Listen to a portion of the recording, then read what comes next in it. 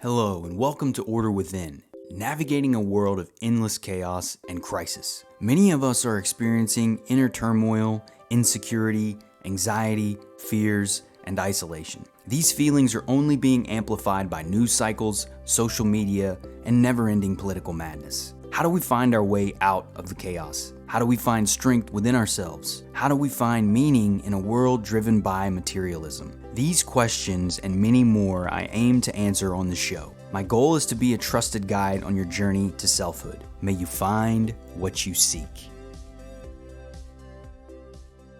Hello and welcome everyone. I'm your host, Brandon Ward, back with another episode of Order Within.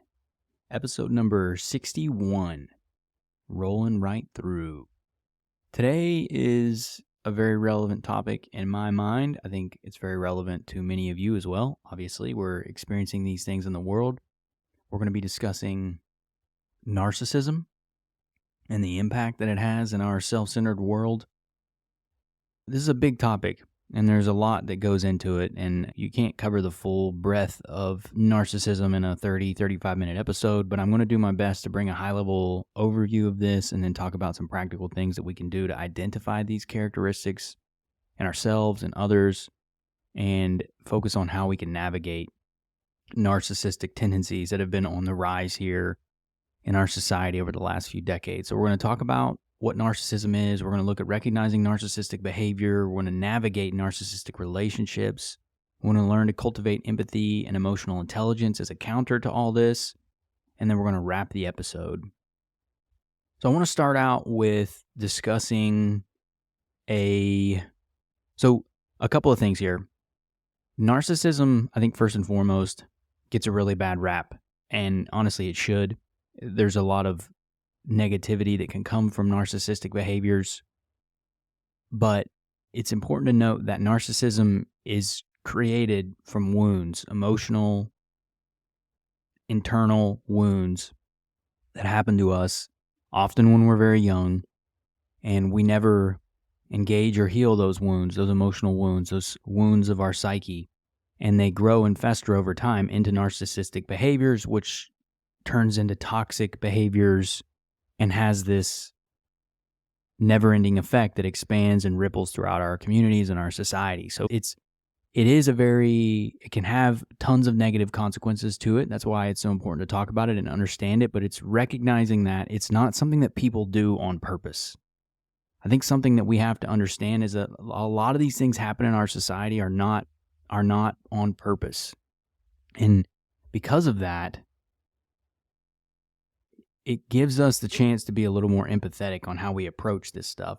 Because if we don't, then we're going to continue to judge one another. We're going to continue to separate ourselves and disconnect from each other. So the episode is meant to build understanding on where narcissism comes from and why it's important to recognize this behavior in ourselves and in others. And so we're going to start out with looking at the various manifestations of narcissism and how the definition of it, and we're going to look at the difference between self-esteem and pathological components of it.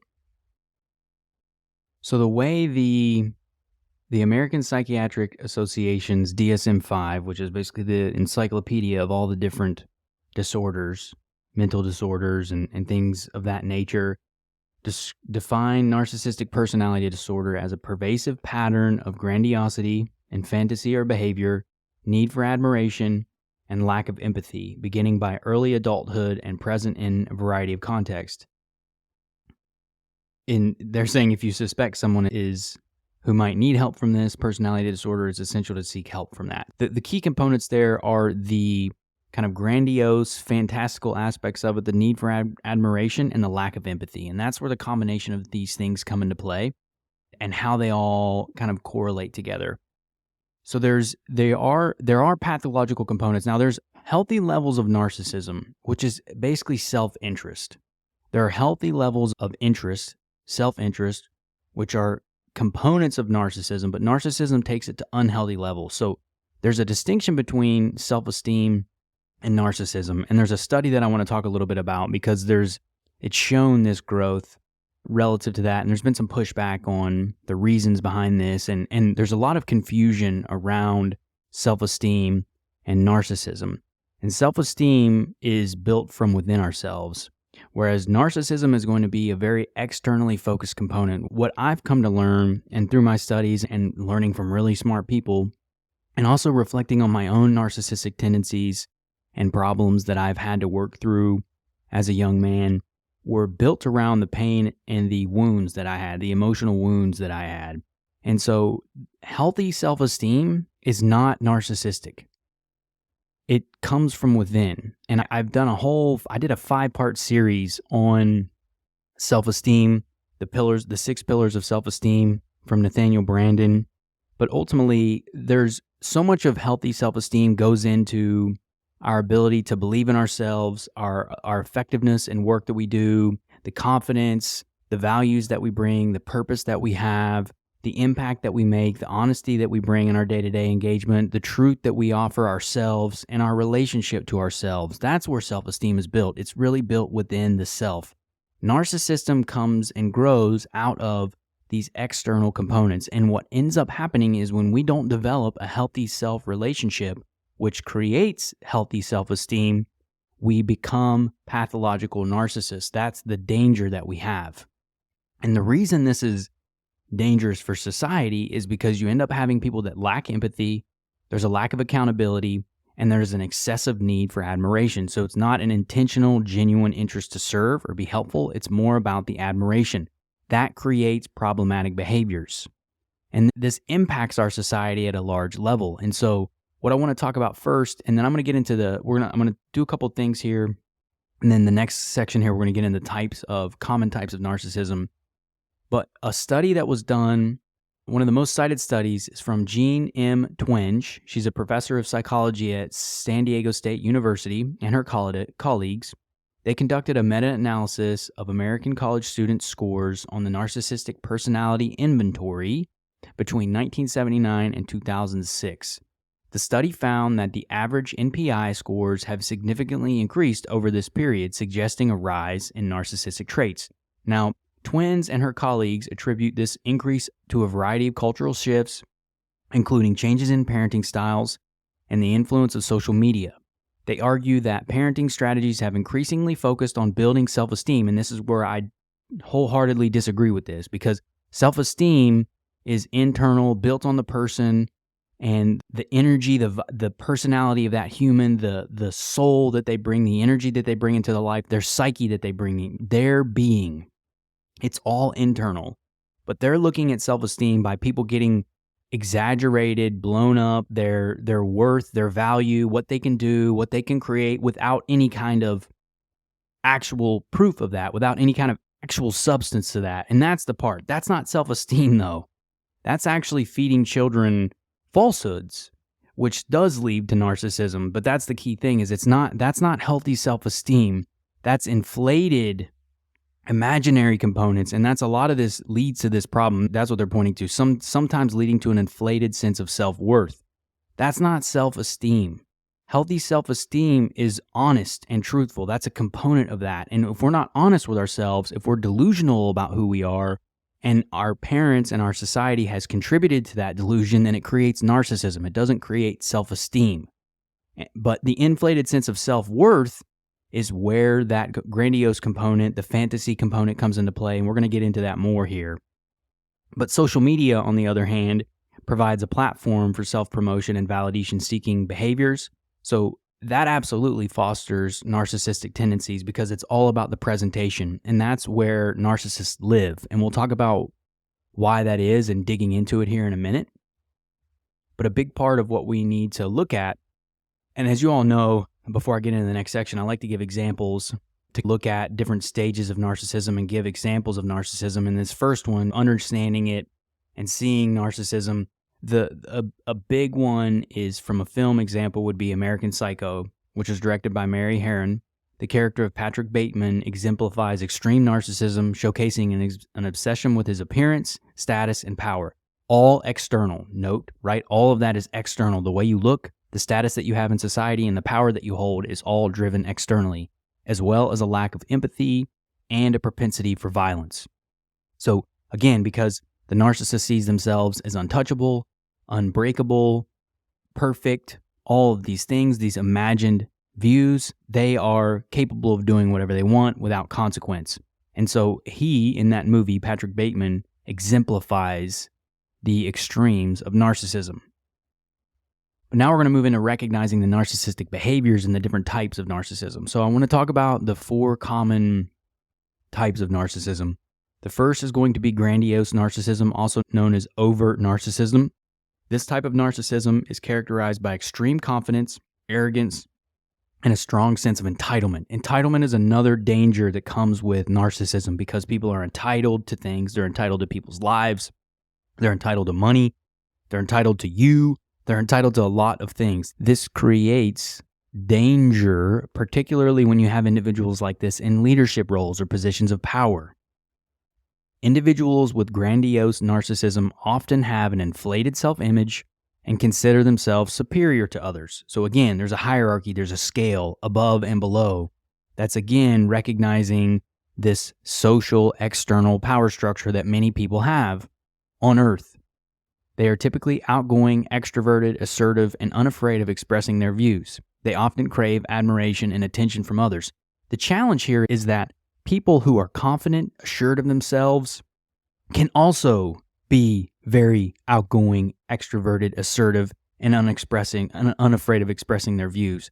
A key distinction is accountability. They can recognize their faults. They know they're not perfect. They don't see themselves as above or below other people. They recognize the equality in all of us. So there's a healthy level of respect and love and admiration for others, not just themselves. So the overt narcissist is going to be very grandiose, very extroverted, and want all the admiration. Not because they care, but because they need that. And again, when you don't have an internal anchor, when you don't have an internal base to build from, narcissism is the thing that steps in and fills that gap. It's basically the fragile, overinflated ego that's really covering up all the wounds and pain that they feel within, the lack of self that they feel. Everything is built around their external, so they feel like they have to perform. They're wearing a mask, and they're showing the world this ideal version of themselves that they believe they need to do. That's why it's so important to understand that so much of this happens from usually abusive scenarios or neglectful scenarios. So it's people that do this aren't bad people per se. Things happen, but this ends up taking over their life, and if they don't recognize it, they become very dangerous. The next type of narcissism is vulnerable narcissism, also known as covert narcissism. This type is characterized by hypersensitivity, defensiveness, and withdrawal in situations where the individual's self-esteem is threatened.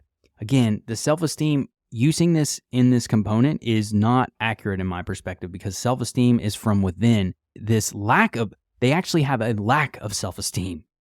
That's what narcissists are missing, is true love and affection for themselves, something that's built from within, not something conditional outside of ourselves, not something that's based on behaviors, but it's the lack of the internal anchor, that internal self that creates the vacuum that narcissistic tendencies step into. So now they might appear shy or introverted. Despite this, they also have a strong sense of entitlement and may exhibit passive-aggressive behaviors. These individuals often harbor fantasies about their own grandeur and have a strong desire for admiration, but these traits are typically not as overt as in grandiose narcissism. And now we're never done. I'm never done with the work. We're never done with the work on ourselves. But when I was really lost and wounded, I had a combination of grandiose and vulnerable narcissism. I was more covert in my narcissism, though, because of the family that I grew up in. I was raised by women mostly, and which means I operated more in a feminine way, which is more covert. Had I grown up in a more masculine, male-driven home, I probably would have been more grandiose, which is more confident, more extroverted, more forceful outside. I was very passive. I was shy in a lot of ways. I was meek, and I was dishonest. I had a lot of hypersensitivity. I was very defensive, and I would run away from situations. So I was very much a covert narcissist in a lot of points in my life based on the wounds that I had.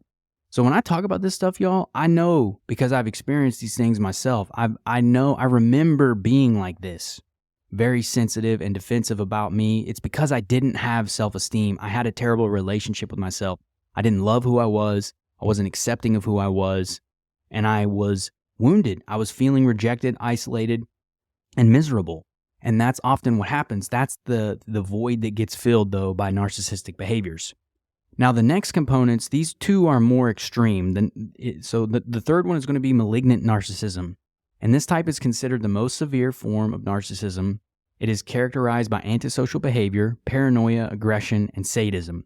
Malignant narcissists are often ruthless, manipulative, enjoy causing harm to others. They usually lack empathy and have a strong sense of entitlement and superiority. You'll notice the commonality there. In all these different types of narcissists, we're often going to be a mix of them in some ways, right? But this goes very extreme. But the key components are a lack of empathy, ruthlessness, a strong sense of entitlement, and superiority. So the component of being superior to others, of believing yourself to be superior to others, is a huge component of narcissism. So if that's something you recognize in yourself, be mindful of that, because that is a very slippery slope. And you've got to recognize and look into why that is and get down to the root of what it is that you're trying to overcompensate for. Because in my mind, once you get back to this healing point, once you start to heal within yourself, you realize the glory that all of us hold because you connect with it and experience it in yourself. And you now start to see it in other people. You realize that we all have this power. But for a malignant narcissist, this is the last thing that they want. Narcissists want to be superior. They are entitled to other people's time, money, energy, and they want to be better than. They are higher than. And they will do whatever they need to do to keep that higher status. That's why the focus of our society, which is so socially driven, status driven, social media, money, all of these things have only amplified all this narcissistic tendency because it's all about appearances, your social self. I've talked about this before. The inner self and the social self. That's one of my earliest episodes. If you haven't listened to it, I encourage you to do that. But it talks a lot about the distinction there of what that is and why it's so important to understand it. The last one is the communal narcissism. Communal narcissists get their sense of self-worth from being perceived as helpful, caring, and altruistic. However, their altruism usually has a self-serving motive. They may constantly seek recognition for their good deeds and get upset when they do not receive the praise they feel they deserve. Again, external validation. There's no internal compass. It's all about praise, adoration, and getting the love that they need outside because there's no internal love. Most people that have this were often neglected or deeply abused, and they don't have a sense of self at all. So they're relying on others and the external world to provide that to them. But the communal narcissist is very dangerous. I experienced a ton of that when I lived in California. So much of the New Age movement is built around this whole concept of communal narcissism, how great people are. If you've ever watched the show Yellow Jackets, the character Misty in that show is a prime example of a communal narcissist. If you don't know about that show, it's a young high school soccer team, a female soccer team. They crash out somewhere in the wilderness. They end up surviving for 19 months out there. The show is really crazy and wild. If you're into that kind of stuff, it's very interesting. But Misty, the very first day, she jumps into action, starts helping everyone, is helping with wounds, very tending to all the needs. She's doing a great thing. She overhears her friend saying, man, wow, where would we be without Misty? We would be so lost. And they show Misty and she's lighting up. She's loving it. She's being appreciated and loved and cared for the first time in her adolescent life. So she's taking all that in, that external validation based on her altruism. But what this causes her to do is she ends up destroying the black box that would have allowed them to be rescued, which is why they're stuck out there for 19 months. So that's the toxic behaviors, as an example, that can come out of that. That's all built around her need to feel useful and pragmatic and helpful and be admired by her peers. So much so that she would put everyone's lives in danger to do that. So there's a lot of that. These are components that we have to be mindful of. So looking at some more of these. So those are the four types. The top two, the overt narcissist and the covert narcissism, are obviously the most common. They're things that we have to look out for in ourselves and in others. But the key pieces of this around narcissistic behavior is looking at manipulation, looking at gaslighting, and that sense of entitlement. If people are trying to manipulate you, or if you're trying to manipulate situations, those are narcissistic behaviors. If you're being dishonest or trying to pull the strings of other people, that is narcissistic behaviors in many ways. Gaslighting people, which it happens all the time in our world today, especially in the political arena. It's so toxic. But the gaslighting is terrible. But that's a key indicator of a narcissist. So, and for those of you, if you're not familiar with the term gaslighting, which most of you probably are, but gaslighting is when you've caught somebody in something, a situation, or you've recognized something, or you're calling out a behavior, and they're outright denying it, even though you caught them in it with evidence and you have proof. They're outright denying it, and then they're putting it back on you. They're turning things around on you. They're just going to say, "Oh no, actually no, that's not what I did. Why are you bringing this up? That's already in the past. Why are you asking me these questions? That's done. I don't believe what you're saying. So you can forget that. And because I'm saying it, it's right. It doesn't matter what you say. It doesn't matter about your evidence. What I say matters more than you because, one, I'm superior and I'm entitled." So those components layer into that manipulative, that self-centered, that entitled aspect, and that lack of accountability really layers in there to gaslighting. And then that sense of entitlement, which means that I'm entitled to your time, I'm entitled to your body, I'm entitled to the money that I want. It doesn't matter my behaviors, it doesn't matter what I do, it doesn't matter if I'm honest, it doesn't matter if I do my job, it doesn't matter if I'm good to you in a relationship, it doesn't matter any of that. I'm entitled to that simply because I exist and I am great and I am best and I deserve what I get because I want it and that's mine and that is what it is.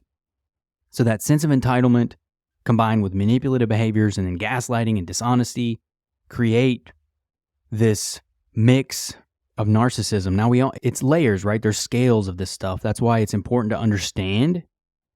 Just because some people have these behaviors doesn't mean they're extreme narcissists, but we have to be mindful of it because those behaviors can become a very slippery slope and expand and start to take over our lives if we don't catch it because it's addictive.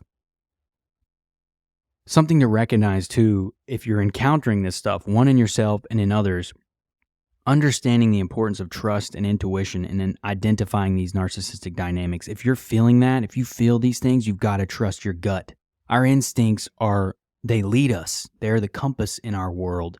And so if you're feeling those things, if things are coming up as you're interacting with individuals, you feel like people are being dishonest with you. You feel like they're not being honest with you about the situation, that are potentially gaslighting you or manipulating you, then you must trust your intuition, lean into that trust. And if you have a circle of people that you can discuss these things with, get their perspective just to see what they're thinking and feeling and hearing so you can get that affirmation because ultimately that intuition will lead you through tough situations. It always does. So another example from the film Black Swan, the character of Thomas Leroy, the ballet company director, displays narcissistic behavior through his demeaning treatment of the main character, Nina, and his constant need for perfection and validation. And his hard-driving, insane behaviors, very abusive. He gaslights her a ton. He's not honest about a ton of things. He's very entitled to her, the other people in the troupe, and the members of his ballet. He ends up ultimately leading her to her death, really, based on all this insane drive. Again, it's the entitlement and that need for validation and to be adored by others. The component of adoration really speaks a lot. The need to be adored by others is really a lack of connection and love that we feel within ourselves. It's okay to be respected and want to be respected and be honored. It's nice to be celebrated for things, but when we have a deep need for it, it's a neediness, and that's what I know because I was needy growing up. I was needy in my 20s and my early 30s. I was very needy, and I needed that external validation until I started working through this stuff. So that validation is a very key component of narcissistic behaviors that we got to look out for. All right, so now looking at navigating narcissistic relationships. So things that we can do, whether it's family members, friends, colleagues, or romantic partners, you have to understand if you're seeing these things in people, trying to change them is a lost cause. We cannot change anyone. The only thing we can do is change ourselves. We have command over our own lives, and we can lead by example. The best that we can do is live our life the way we feel is true to us and be authentic to who we are, and hope that other people will see it and make their own decision to live authentically and true to who they are. But we can't change people. So if you're in relationships, if you have family members or friends or colleagues or romantic partners that you're engaging with and they're consistently displaying these tendencies, you owe it to yourself to get out of those situations. There's no use in trying to get someone to change, because people will manipulate scenarios. They'll often lie to us. They'll gaslight us. They'll change things up. They'll consistently move the goalposts. That's another component, because the lack of accountability combined with the entitlement means I'm never going to hold true to my word. I'm never going to be held accountable for what I say. I'm going to consistently move the target based on what I want because I'm the one that matters in this scenario. I'm better than you, and I'm going to get what I want regardless of what I need to do. So trying to negotiate with people like this is useless. You have to recognize for what it is. So the hard part is you have to accept things as they are. Now you can learn from these moments. You can grow from these moments. You can learn about yourself, but you have to be strong in recognizing this. So if you see these components in people around you, you really need to get out of those scenarios and move from them, because people won't change until they feel that need to do so internally. And a lot of times, us leaving, saying enough is enough and moving on can be the thing that sparks the change that they need. It's when we continuously give in to these behaviors, that we accept this behavior and we allow them to change the goalpost and move around and manipulate, and we keep buying their excuses, you're only enabling that behavior. So the best thing we can do in these scenarios is be strong in our positions and hold true to who we are. This means that we're going to be setting boundaries, which is super important. If somebody is manipulating you or misleading you or being entitled to your time and energy, you got to set a boundary. And the moment they cross that, you're out. That's why it's important you communicate these things. And if they overstep boundaries, you're out. You have to honor yourself. If we don't honor ourselves and we set boundaries, we will continue to be manipulated and taken advantage of. Setting boundaries matters because we value ourselves. It's our responsibility to care for our well-being. And we set a boundary when we feel like someone is imposing on our well-being. And the way that we stop that is we set the boundary, and the moment it's crossed, there are consequences to that. Often means we're leaving, or whatever it is, we're out. But setting boundaries is crucial, and the moment those are crossed, we're out. We have to follow through to protect ourselves. If we don't, then that behavior will continue to repeat itself, and it's only going to validate their actions. That's why tying in self-care is so important. Caring for ourselves emotionally, mentally, internally, spiritually, all these things are how we protect ourselves against narcissists, against manipulative behavior. We care for ourselves. We find the ways to love ourselves. Now, I've talked a lot about different things that we can do to find that love within ourselves, to create that healthy, loving relationship with ourselves. But it's so crucial if you're dealing with toxic people that you practice self-care, you honor yourself, and you listen and trust your intuition. Because if you don't, it will just continue to happen. And this ties into the last thing, which is managing expectations in those relationships. And you set those expectations by setting the boundaries and taking care of yourself. And the moment that stuff's not honored, you're out. You followed through with what you say. You're setting the expectations. You're communicating to them what will happen if they don't stop those things. And the moment they do, they continue to do that, then you're out. I've had to do that a lot in my life. I'll tell people that I'm not comfortable with these things. I communicate it again if they cross the boundary, but the moment they continue to do it, I'm out. And they can say and do whatever they want from that point. I can't tell you how many people that I've interacted with that I've told them my boundaries. I've been very clear about it. They overstep it. I give them another chance. They do it again, and then I'm out. And then they go into victim mode. Oh my gosh, why are you doing this? What do you mean? I don't understand. Why are you doing this? And it's like, bro, yes, you do. I've been very clear about what's happening. what I need from you and what you're doing that's bothering me, you disregard all of that because it doesn't matter. It only matters what you want. And that's the problem, is when we don't protect ourselves, when we don't take care of ourselves, then we continue the manipulative cycle. It's up to us to set those boundaries and be firm in those things. That's why we have to be clear about it. We set those boundaries, and then we take action when people don't honor what we ask. And a lot of that comes down to being assertive. And again, the power comes from within you. Learn to love who you are, all of you, your warts, your weirdness, all that strange stuff. You got to take all of it in. The negative emotions, the positive emotions, you got to really learn to embrace all that you are, because that's what makes you who you are. That's what makes you awesome. Don't let anybody tell you otherwise. If people are trying to tell you that you need to change, or that you're not good enough, or that you're weird or whatever, forget them. They don't love you. They're setting conditions to your love, and that's BS. Unconditionally love yourself. You are the only person that can do that. You are the person that sets that standard. That's the only way it happens. So you practice assertiveness by finding love within yourself, and you build that relationship with yourself. This is how we minimize the impact of narcissistic behavior, because we'll recognize it when we see it. The more we learn to care and love for ourselves and share love with ourselves, the more we will overcome and be wary of these behaviors and leave them the moment that we notice them. Because narcissistic tendencies are on the rise, social media is only amplifying that, and then these crazy governments and corporations are just doubling down on all this stuff too. They're all sick together. It's just this mental sickness. It's an illness that's in our culture that's spreading globally. It's very bad in the Western world. It's very bad. It's this self-obsession, but it's driven by this emptiness. There's no internal compass. There's no internal self or relationship. So another example from a film, The Devil Wears Prada. The character of Miranda Priestley represents a narcissistic boss who demands perfection, lacks empathy, and manipulates her subordinates, including the main character, Andy, who must navigate this challenging relationship. Miranda gaslights her so much in that movie. She lies to her, she manipulates her, she dangles all these things in front of her because she knows what she wants. And that's the thing too. If you're an authentic, genuine, caring person, narcissists will prey on you because they will use your caring nature against you. And that's exactly what they do. That's what she does in this movie. She takes all of her dreams, all the things that she wants, and she dangles them in front of Andy, and she uses them as weapons.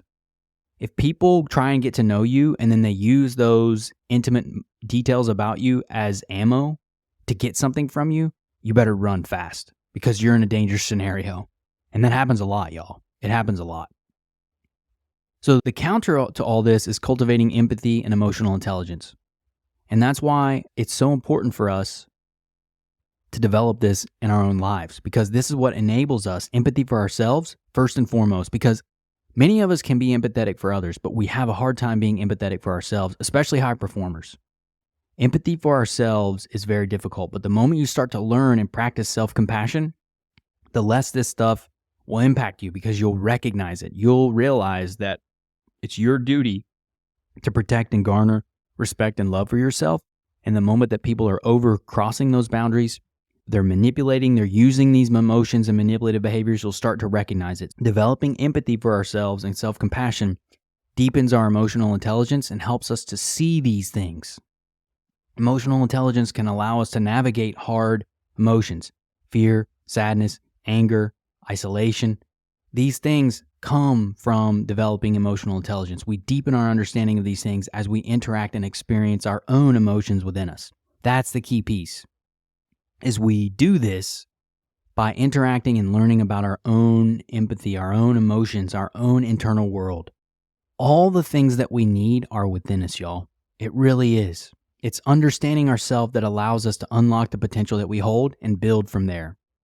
So when we're actively listening, that's a component to develop empathy and emotional intelligence. We can actively listen with ourselves. We can take different perspectives. We can take the perspectives of others. We can take the perspective of ourselves and our childhood. That's an incredibly powerful thing, to think about yourself as a 6-year-old looking at it from the perspective of an adult. If that wasn't your life and you were an adult peering into the childhood of that kid, what would you view it as? How would you see it now? Try and think about it as an outside observer. how would you view those things? Would it be different if you weren't thinking about it like your own life? Would you look at those scenarios different? That will allow us to deepen that perspective on our own life and think about things differently in a way that can help us deepen our empathy with ourselves. And finally, self-reflection.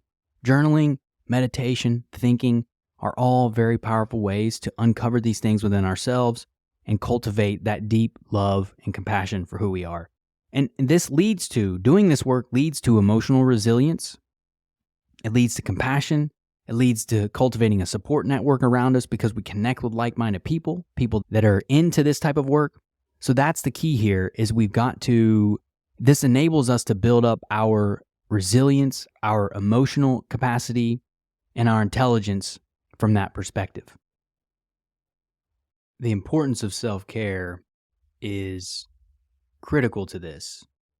And without it, we lose our way. And I mentioned the 6 pillars of self-esteem earlier because I think it's important to understand that this is how we develop our self-worth. So people talk about narcissistic tendencies and they associate self-esteem with that. Self-esteem, self-worth, those are different components than what narcissism is. Narcissism is a lack of self-esteem, a lack of self-worth. That's why caring for ourselves, maintaining a strong sense of self-worth is so empowering to us and how we navigate a very narcissistic-driven world. It allows us to see through the narcissistic facade, which is driven by external validation and the admiration components because there's no internal compass. So I wanted to finish this episode here real quick and talk about the 6 pillars of self-esteem just briefly. The 6 pillars are the practice of living consciously. So being conscious of ourselves, being conscious of our mind, our emotions, our feelings, others. So that's one distinction right there already that's different from narcissists. Narcissists don't look at themselves. So living consciously is a key component of that. Another one is the practice of self-acceptance. Like I was saying, accepting who we are fully, deeply in all of us, the good, the bad, the ugly. The practice of self-responsibility. Narcissists loathe responsibility. They deny responsibility. They will do anything they can to not be responsible and accountable to themselves and others. So that's another component. That's another pillar of healthy self-esteem. 4th is the practice of self-assertiveness, being assertive. Now, narcissists can be very assertive, but when you couple the assertiveness by standing up for your needs, by saying what you want, by going after what matters to you, by holding true to your values, that's being assertive from an internal perspective, not getting what you want at all costs, regardless of what it means to other people. That's the narcissist way. And then the remaining 2 pillars of self-esteem is living purposefully, so having a purpose-driven life. That's so crucial. A narcissist is looking at admiration and power. That's it. That's not very purposeful. Purposeful means you're making impact. You're connecting to your community. You're connecting to your family, to other people around you. You're wanting to serve in a loving, meaningful way. And then the last piece is personal integrity, which is just holding true to our ideals, our convictions, our standards, our beliefs, having those things and holding true to them, standing by them, regardless of what it means and what people may think about us externally. That's the difference. Those things, those components, other than assertiveness and maybe some of those beliefs, don't hold true to narcissists. That's why this work is so important and caring for ourselves is so important to help defend against this narcissistically growing world that we find ourselves in. So one final example, and then we're going to wrap the episode here. Another film example from the Silver Linings Playbook. The film follows the journey of Pat, who has a bipolar disorder, and as he learns to develop empathy and emotional intelligence through his relationship with Tiffany, a fellow character who is also dealing with her own emotional challenges, he becomes a better person, a more loving person, a less self-centered, narcissistic person, and can heal from that thing. That's the key here too, is that no matter where we may find ourselves, we can heal from this trauma. We can heal from these things and live a more healthy, whole life when we're willing to put in the work, when we're willing to develop that empathy, that love, and that compassion for ourselves and others. All right, y'all. So that's all I got in today's episode. So as you can see, it's so important to understand the components of narcissism, how prevalent it is in our society today, and calling it out, finding it, setting boundaries, being clear in our communication. But more importantly is understanding that prioritizing our own well-being, setting boundaries, seeking support when we're dealing with narcissistic individuals or situations, and loving and caring for ourselves is how we move out of and move from these things. This is how we can change our society at a whole level, starting with ourselves, protecting ourselves, and doing that with honor. Self-awareness and personal growth are essential in navigating this narcissistic world and building stronger, healthier relationships so we can overcome a lot of the challenges that we face as a society and as a species. All of this is possible when we learn to love and truly accept who we are from within, regardless of what others in the world may think about us. That's the power of holding strong within ourselves and living with the order within perspective. So that's all I got for today's episode. I hope y'all are enjoying it. You can catch me on Twitter at Brandon Lee Ward. I'm on LinkedIn at Brandon L. Ward, and my website is brandonleeward.com. I really appreciate y'all, and until next time, y'all.